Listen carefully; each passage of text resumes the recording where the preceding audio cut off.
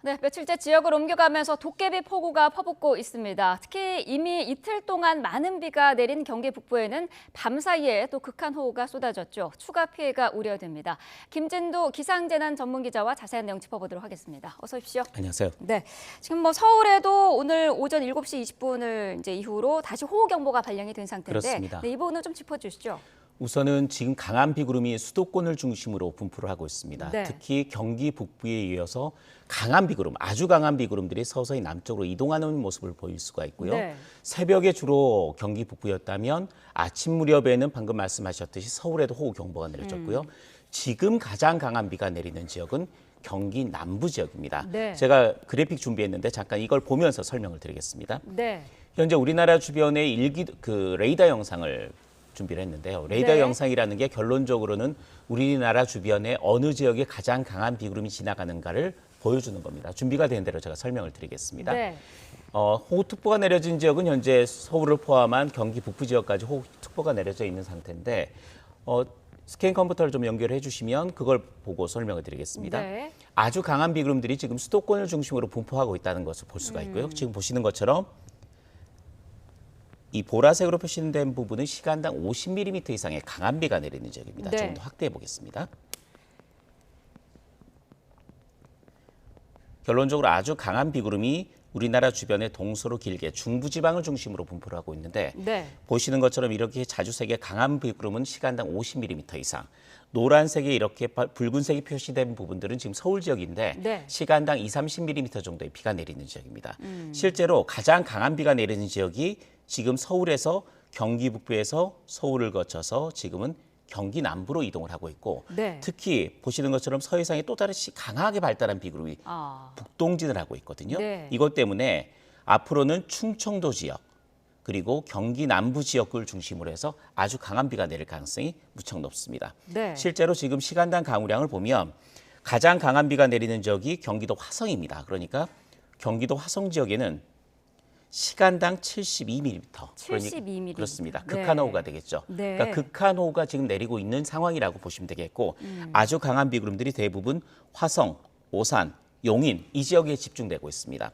이 지역은 시간당 50mm 이상이거든요. 네. 이렇게 된다면 2시간 정도만 지속되면 무조건 피해가 발생하는 상황입니다. 그러니까 경기 남부 지역이 앞으로 1-2시간 내가 가장 주의해야 될 지역.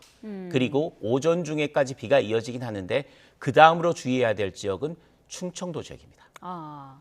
경기 남부 지역이 어쨌든 앞으로 가장 조심해야 될 지역이다라고 말씀을 해주셨는데 밤사이에 지금 파주 지역에 비가 굉장히 많이 왔더라고요. 그렇습니다. 300mm 넘게 왔다고요. 어제와 오늘 예상 전체 강우량을 제가 좀 준비를 해봤는데 네. 깜짝 놀랐습니다. 어제와 오늘, 어제부터 오늘 아침까지 비가 내린 양을 총합을 해보니까 네. 그래픽 좀 보여주시겠어요? 경기도 파주가 판문점 지역인데요. 625.5mm입니다. 네. 보시는 것처럼 바로 이 지역입니다. 판문점 지역이 625.5mm. 파주 지역에도 581.6mm의 비가 왔습니다. 그러니까 경기 북부 특히 파주 지역에는 500에서 600mm의 비가 이틀 동안 쏟아진 겁니다. 그러니까 정말로 극한호우가 계속해서 이어졌다. 네. 어제와 오늘 이틀 동안 극한호우가 경기 북부 지역에는 계속 이어졌다라고 보시면 되겠고요. 서울은 비가 얼마나 왔을까요? 서울 서울도 지역도 어제 꽤 많은 많이 비가 왔는데, 내렸습니다. 네. 어제와 오늘 비가 내렸는데 물론 경기 북부 지역보다는 좀 덜하긴 합니다만은 노원구 지역이 가장 많이 왔는데 167.5mm. 서울에도 공식 기록으로 151.6mm 비가 내렸습니다. 그러니까 경기 북부 지역에는 500-600mm, 네. 그리고 서울 지역에도 150mm 안팎의 큰 비가 어제와 오늘 이틀 동안 내렸다라고 보시면 됩니다. 이렇게 단기간에 이렇게 쏟아부은 적이 좀 있었습니까? 굉장히 이례적인 것 같은데요.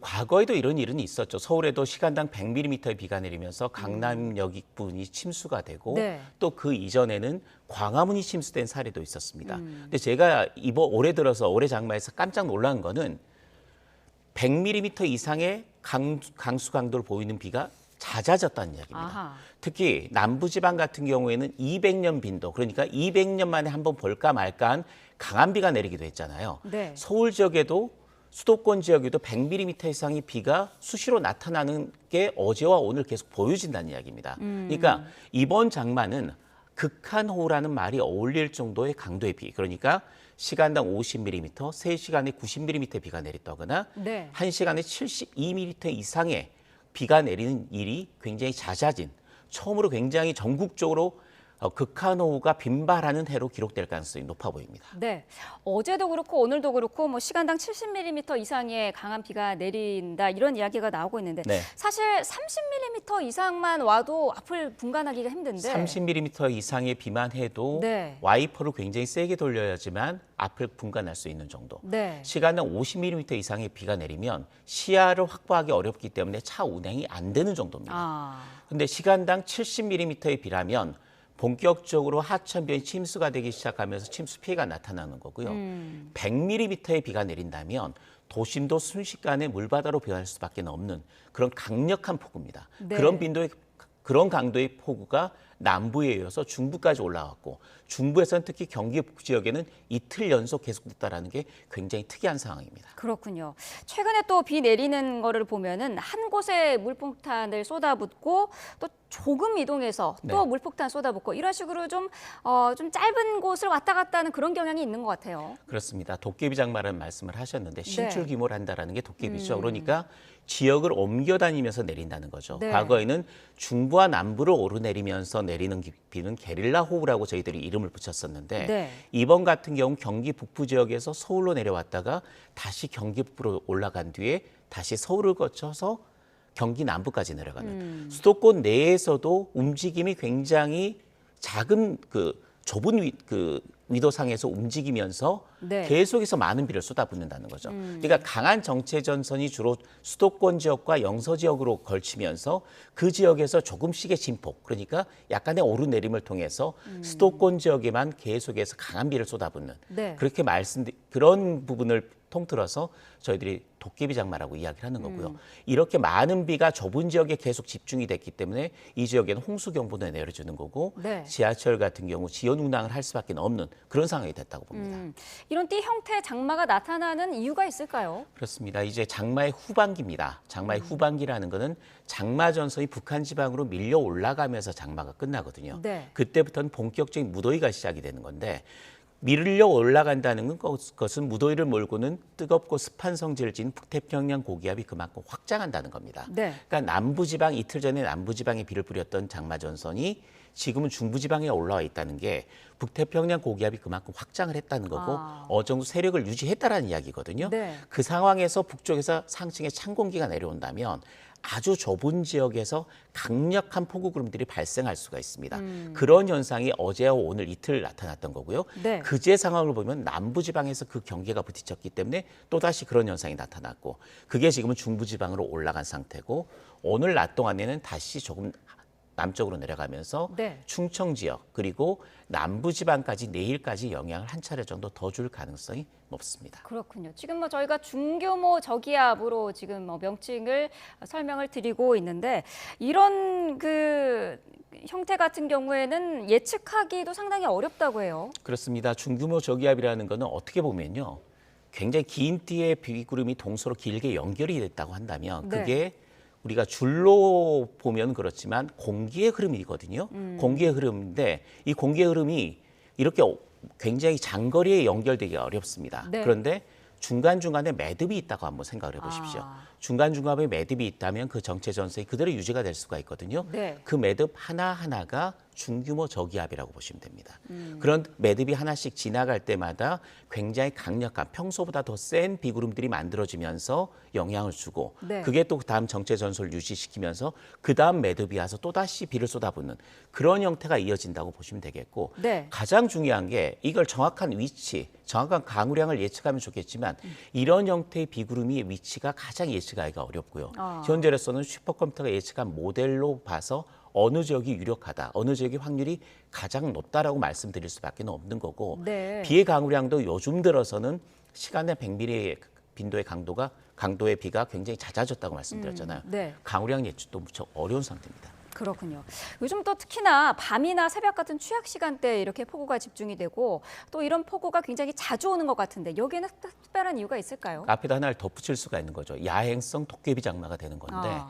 결론적으로 아까 말씀드렸듯이 뜨거운 공기와 차가운 공기의 그 온도차 때문에 비구름이 강력하게 발달하는 건데 야간이 되면 상층 찬 공기가 조금 더 강력해집니다. 그러니까 네. 뜨거운 공기와의 온도차에서 온도차가 더 심해지면서 더 강력한 비구름들이 발달하기 때문에 밤사이 굉장히 강하게 발달한 비가 영향을 주다가 새벽부터 영향을 주다가 오전까지 이어지고 낮 동안 잠시 소강 상태를 보이다가 다시 발달하는 그런 형태를 보이는 경우가 많습니다. 네, 이번에 또 낙뢰도 굉장히 많이 발생을 그렇습니다. 했습니다. 남부지방에 4,000번이 넘는 낙뢰가 발생했다고요. 그렇죠. 한 달에 내릴 낙뢰가 하루 만에 쳤던 건데 네. 중요한 건 뭐냐면 이렇게 강력한 온도차가 큰 공기들이 만나면 비구름이 폭발적으로 발달하는데 네. 하층에서부터 상층까지가 비구름이 가득 차게 됩니다. 그런 경우에는 낙뢰 현상이 자주 발생하게 되는 거고 네. 그만큼 강력한 비구름들이 그 지역에 만들어졌기 때문에 극한호우가 동반되면서 극한호우는 항상 두 가지를 동반합니다. 강풍과 낙뢰입니다. 따라서 극한호우가 내려질 때는 야외 외출 되도록 자제하셔야 되겠고요. 네. 특히 극한호우가 잠시 주춤한다고 해서 등산을 가거나 특히 암벽 등산을 하는 경우에는 굉장히 사고 위험이 높기 때문에 각별히 주의하셔야 합니다. 네, 이렇게 물폭탄이 쏟아지면서 침수 위험성이 커진 지역이 굉장히 많아요. 그렇습니다. 그만큼 토양이 함유할 수 있는 수분을 함유할 수 있는 능력을 벗어났다고 생각을 하시면 됩니다. 네. 그러니까 기본적으로 워낙 강한 비가 쏟아지고 나면 본격적으로 배수 용량을 넘어서기 때문에 네. 침수가 시작이 되는데 대부분의 도심 지역은 100년 홍수, 80년에서 100년 정도 그 정도의 비가 내리는 상황을 가정을 합니다. 네. 그래서 배수시설을 준비를 하는데 200년 빈도의 강수가 내렸단 말이죠. 200년만 한 번 볼까 말까 비가 내렸다면 그거는 그 지역이 상정해 놓은 배수 용량을 넘어선 겁니다. 아하. 따라서 그런 정도의 비가 내리면 침수 피해를 피할 수가 없는 상황이 돼버리는 거고요. 네. 그 다음에는 이제 토양도 이미 물을 머금을 대로 머금었기 때문에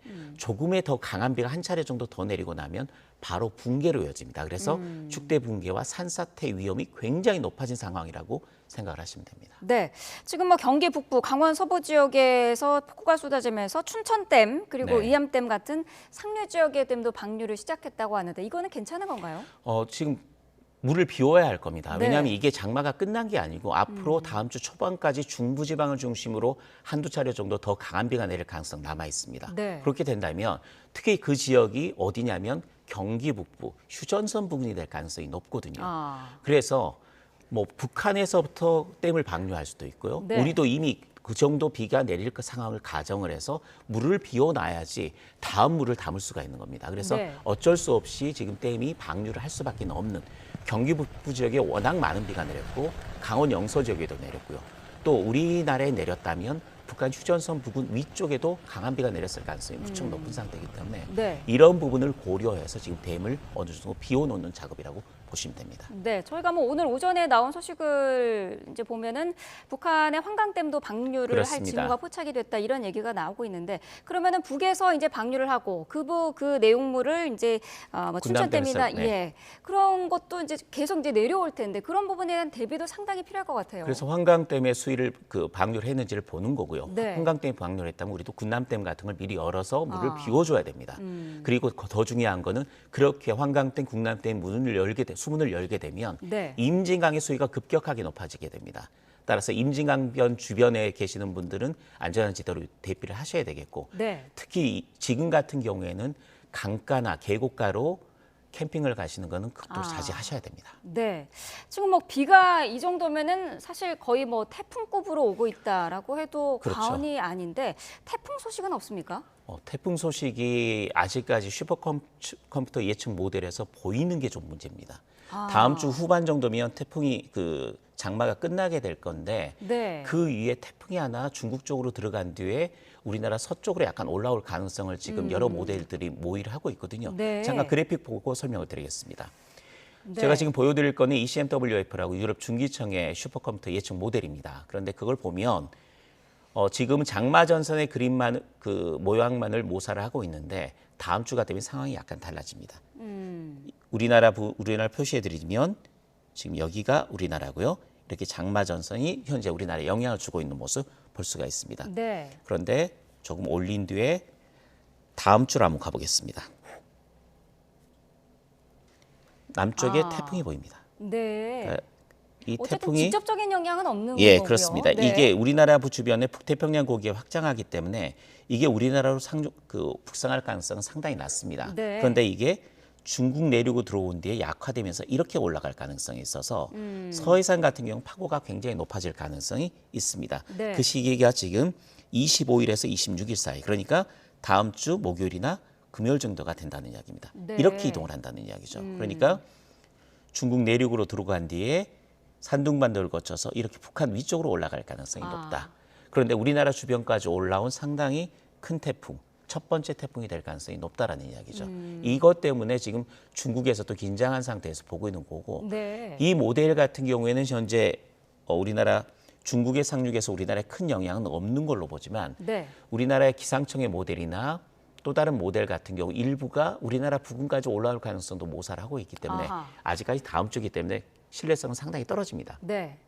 하지만 장마 이후에, 장마 폭우 이후에 하나 정도는 더 체크해야 될 포인트가 생겼다고 말씀드릴 수가 있습니다. 그렇군요. 어쨌든 직접적인 영향은 아직까지는 없어 보입니다만은 그럴 경로를 확률이 계속해서 높습니다. 지켜봐야 하는 그런 상황이고, 자 지금 장마의 그런 형태, 띠 형태의 장마 전선이 짧게 이제 오르내리는 그런 네네. 장마의 이런 현상이 앞으로도 그러면 계속 이어질까요?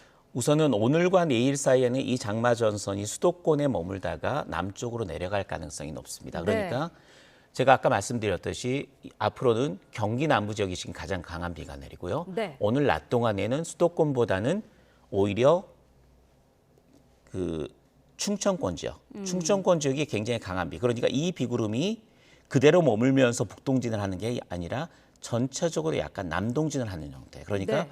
충청 지역이 가로 걸릴 가능성이 높고요. 그 이후에는 조금 더 내려갑니다. 전북, 경북까지 영향을 줄 가능성 남아있는 상태입니다. 그래서 네. 내일까지는 잠깐 장마 전선이 남쪽에 머물 가능성이 있다. 그 이후에 다시 북상을 해서 또 다시 금요일, 토요일쯤에는 중부지방에 영향을 줄 가능성. 그러니까 좁은 지역에서 수도권에서만 움직이는 게 아니라 이젠 다시 내륙으로 남쪽으로 내려갔다가 다시 올라오는 한 차례의 과정을 더 거칠 것으로 예상이 되고 있고 네. 이때도 굉장히 강한 비가 집중될 지역은 주로 충청 지역과 전북, 경북 지역이 될 가능성이 높다는 점을 꼭 염두에 두셔야 합니다. 네, 어쨌든 전국적으로 이번 주 내내 비가 좀 오락가락 할 것 같고 폭우도 그렇습니다. 이어질 것 같은데 다음 주 초반 같은 경우는 어떻습니까? 다음 주 초반이 되면 아까 말씀드렸듯이 남쪽은 내려갔다가 다시 올라온다고 말씀드렸잖아요. 네. 주말 휴일 중에는 주로 또다시 중부지방이 장마 전선의 주 무대가 될 가능성이 높은데 다음 주 초반이 되면 그렇다면 제주도와 남부지방은 장마권에서 벗어날 가능성이 있습니다. 네. 다만 중부지방 같은 경우 특히 수도권과 강원도 지역 같은 경우는 다음 주 중반, 후반까지는 조금 더 장마 전선의 움직임 그리고 약간 남하하면서 우리나라 수도권과 강원도에는 영향을 줄 가능성이 남아있기 때문에 중부지방의 장마 종료는 조금 더 지켜봐야 되지만 네. 남부와 제주도 같은 경우 다음 주에는 비보다는 소나기 그리고 푹푹 찌는 무더위가 본격적으로 기승을 부리겠습니다. 그러면은 곧 장마도 끝난다 이렇게 봐도 되는 다음 주 걸까요? 그러니까 마지막이 그 남부 제주도에서 장마가 시작해서 네. 끝나는 건 중부에서 끝나는 겁니다. 보통 중부지방이 평년적으로 장마가 끝나는 시기가 7월 25일입니다. 이번에도 그와 비슷한 시기 정도쯤에 중부지방에서 마지막 올여름 장마가 끝날 가능성이 높아 보입니다. 네, 알겠습니다. 아무쪼록 다음 주까지 비 피해 없도록 각별히 유의하셔야 될 것 같습니다. 김진도 기상재난 전문기자와 자세한 내용 짚어봤습니다. 오늘 말씀 감사합니다.